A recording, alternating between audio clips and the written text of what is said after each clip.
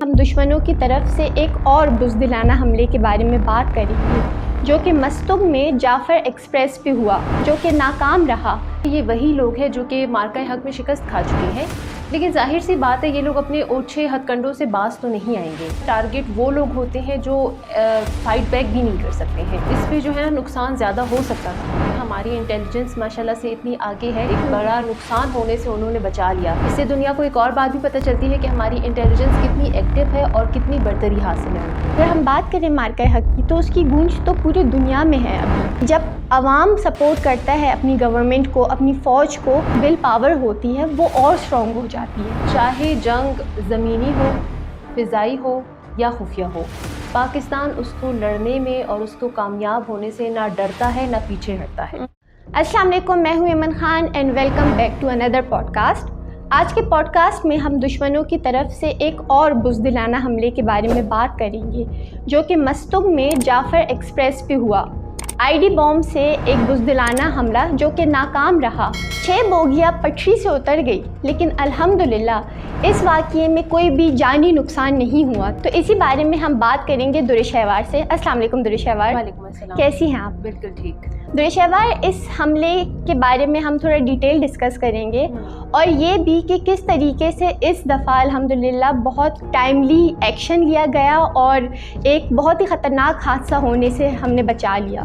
جی بالکل ایمن، اور میں بتاتی چلوں کہ یہ وہی لوگ ہیں جو کہ مارکہ حق میں شکست کھا چکے ہیں، لیکن ظاہر سی بات ہے یہ لوگ اپنے اوچھے ہتھ کنڈوں سے باز تو نہیں آئیں گے۔ ان کا جو ہے نا ٹارگٹ وہ لوگ ہوتے ہیں جو فائٹ بیک بھی نہیں کر سکتے ہیں۔ جیسے یہ لوگ عام لوگوں پہ اٹیک کرتے ہیں، وہ لوگ جو کہ غربت کی وجہ سے شاید ٹرینوں میں سفر کرتے ہیں یا بسز میں سفر کرتے ہیں، یہ لوگ ان کو اٹیک کرتے ہیں کہ وہ بالکل فائٹ بیک بھی نہیں کر سکتے ہیں۔ کیوں؟ کیونکہ ان کے پاس کوئی ہتھیار نہیں، کچھ نہیں۔ اب ظاہر سی بات ہے اگر ہم ٹریول کرنے کے لیے جائیں گے ہم اپنے پاس ہتھیار رکھ کے تو نہیں جائیں گے۔ تو یہ ایک بہت کامن سی چیز ہے، اور یہ لوگ جو ہے نا اپنا بالکل جو سافٹ ٹارگٹ ہے وہ ڈھونڈتے ہیں کہ ان کے اوپر جو ہے نا اپنی اجارہ داری دکھائے۔ اس کے علاوہ ان کا ٹارگٹ ہے کہ اکانومی کو یہ لوگ کسی نہ کسی طرح خراب کرے، اور ظاہر سی بات ہے جہاں پر بھی حادثہ ہوتا ہے اس شہر یا اس ملک کا نام تو خراب ہوتا ہی ہے۔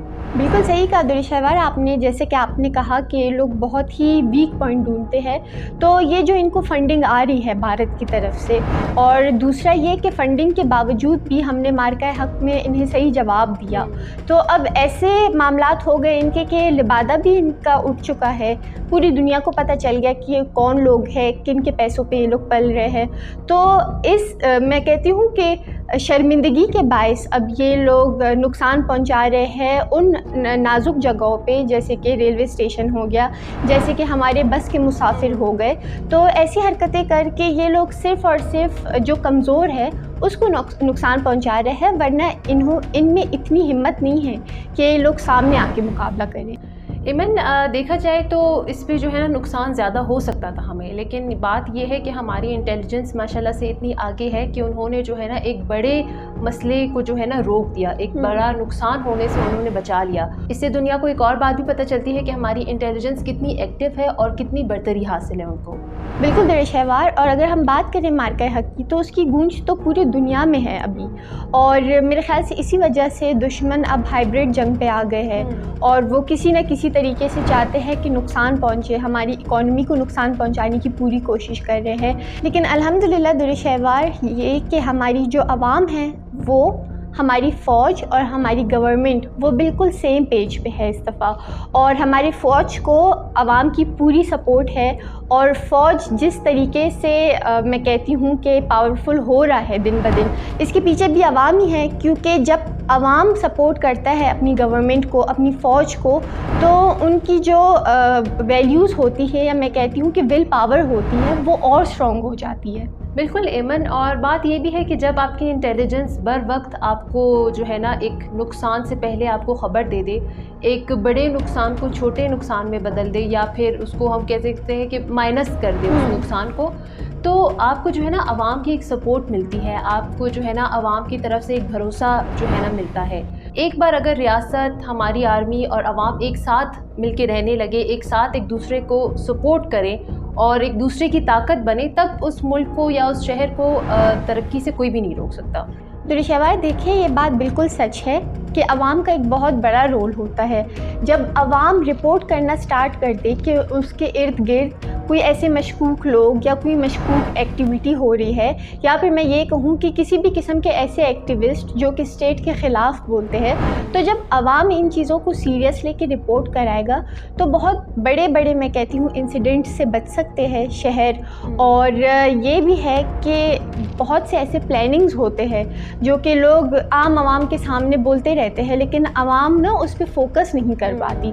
तो अगर आवाम इन चीज़ों को थोड़ा सीरियस लेके फोकस करे तो बहुत चेंजेस आ सकते हैं। इमन, देखा जाए तो पाकिस्तान जो है ना एक वाज़ेह पैगाम जो है ना फॉरवर्ड कर चुका है, सबको दे चुका है। वो ये कि चाहे जंग ज़मीनी हो, फ़िज़ाई हो या खुफिया हो, पाकिस्तान उसको लड़ने में और उसको कामयाब होने से ना डरता है ना पीछे हटता है। ये अब आई गेस पूरे दुनिया को ये चीज़ जो है ना साबित हो चुकी है, क्योंकि मैं कहूँगी इंडिया के जंग के बाद बहुत सारी ऐसी चीज़ें हुई, बहुत सारे ऐसे इंसिडेंट्स हुए जहाँ पे जो है ना एक वो नहीं लाइट जो होती है, वो लाइट जो है ना सिर्फ पाकिस्तान पे था कि पाकिस्तान क्या करेगा इस टाइम पे। और पाकिस्तान ने जिस तरीके से हर इंसिडेंट को या हर सिचुएशन को हैंडल किया है, तो लोगों को काफ़ी चीज़ें अब पाकिस्तान के बारे में क्लियर हो चुकी है कि अब ये डरने वालों में से तो बिल्कुल नहीं है। दुरुशवार, आपकी बात से मुझे एक बात याद आ गई, वो ये है कि जो हमारी इंडियन व्यूवर्स हैं वो अक्सर हमारे पॉडकास्ट के नीचे कमेंट्स करते हैं और बहुत ही नफ़रत का इजहार करते हैं। तो उन्हें मैं ये कहना चाहती हूँ कि जब पहलगाम अटैक हुआ था, उन्होंने ना यहाँ देखा ना वहाँ देखा, पाकिस्तान को ब्लेम कर दिया, ना रिसर्च की, ना उन्होंने इन्वेस्टिगेशन की, कुछ भी नहीं किया। और यहाँ पे हम लोग सबूत के साथ इन्हें बताते हैं, और ऐसे नहीं कि सिर्फ सबूत, हम हिस्ट्री भी देते हैं, फिर हम उन्हें सबूत भी देते हैं, और फिर हम फ्यूचर का भी बताते हैं कि भाई अब फ्यूचर में ये लोग ऐसे भी कर सकते हैं, और वो चीज़ होती भी है। तो उसके बावजूद भी ये लोग इतना गुस्सा करते हैं और इस किस्म की बातें करते हैं। तो इनको ये चीज़ समझनी चाहिए कि हमारे मुल्क में आके ये सब कुछ करने से बेहतर है कि आप अपने मुल्क जाके फिर वहाँ पे जो इंसिडेंट होते हैं उनको ठीक से इन्वेस्टिगेट करें, आप उसके बारे में रिसर्च करें कि कौन है, कैसे है, फिर आप जाके अपने मुल्क के लिए लड़ें। यहाँ पे आके दहशतगर्दी करना, और फिर जब अपने मुल्क में कुछ होता है, ये वही बात है कि आप जिसके साथ जैसा करते हो, फिर जब आपके साथ होता है आप वही शक दूसरों पे करते हो। तो इंडिया का भी वही हाल है। इमन, अब तो जो है ना मुझे लगता है इनको भी ये बात समझ आ चुकी है जैसे कि आपने कहा है, लेकिन अगर वो नहीं कर रहे हैं ऐसा और बग़ैर इन्वेस्टिगेशन या बग़ैर रिसर्च के सिर्फ अपना मुंह चला रहे हैं या गंदे कमेंट्स करने के लिए अपने हाथ चला रहे हैं, तो एक बात तो जाहिर है कि ये लोग सोचने समझने से अभी बिल्कुल कासिर है। ये लोग नहीं सोच पा रहे हैं कि क्या गलत है क्या सही है।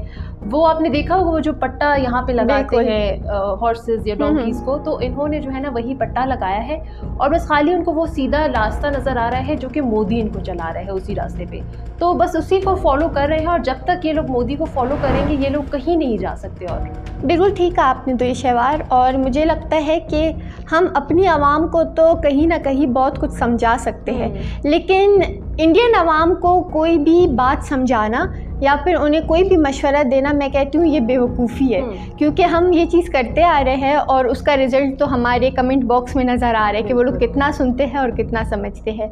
तो आपको बहुत शुक्रिया दुरुशवार, और आप सबका भी शुक्रिया। और इस प्रोग्राम को हम एंड करेंगे इस दुआ के साथ कि इस किस्म के इंसिडेंट्स अब कम हो जाए, और खुदा न खास्ता अगर ऐसे इंसिडेंट होने को भी हो तो हमारी आर्मी और हमारी इंटेलिजेंस इसी तरीके से काम करे, और अल्लाह हमें अपनी हिफ्ज़-ओ-अमान में रखे। अपना बहुत ख्याल रखे। अल्लाह हाफ़िज़।